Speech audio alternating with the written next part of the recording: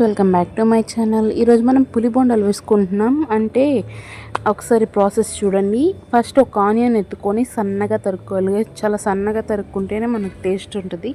సన్నగా తరుక్కు పెట్టుకున్న ఆనియన్ ఒకటి, మళ్ళీ ఒక్క మిర్చి అంటే ఒక్కటి తీసుకోండి.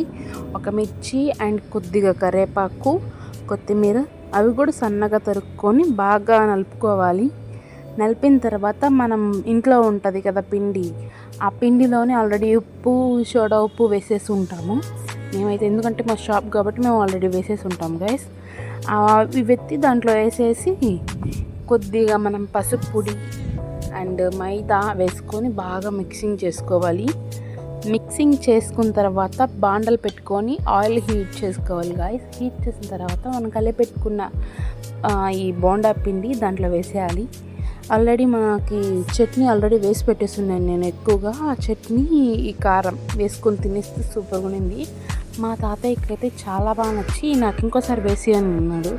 తాత నాకు ఇప్పుడు ఓపిక లేదు తాత, కావాలంటే అన్నం తినేద్దంటే, నువ్వు ఎందుకు వేసావైతే ఇప్పుడు అవసరమా ఇప్పుడు వేయడము, నాకెందుకు తినిపించావు, నన్ను చూడు నా అందాన్ని చూడన్నట్టు అంత గుద్దేసావు, అసలు కరెక్ట్గా నాకు ఐదు బోండాలు కానీ మా అమ్మమ్మ బోండా కూడా అక్కడి ఎక్స్ట్రానే తిన్నాడు మా తాతయ్య. అయినా ఆయనకి నచ్చానమాట.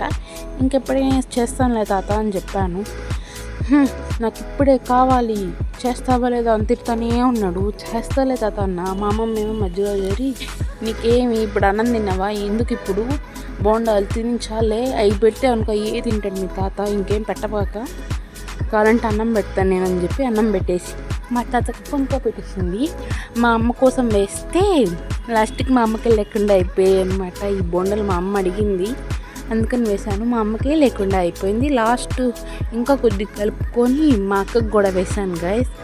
మా అక్క వచ్చేదానికి లేట్ అయిపోతుంది కాబట్టి ఆఫీస్ నుంచి మా అక్క కోసం ఒక 5 ఎత్తి పెట్టేశాను నేను.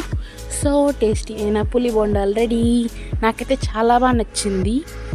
I love it. ఎంత బాగుంది చూడండి. Please subscribe my channel. Bye guys. So tasty అయిన పులి బోండాలు.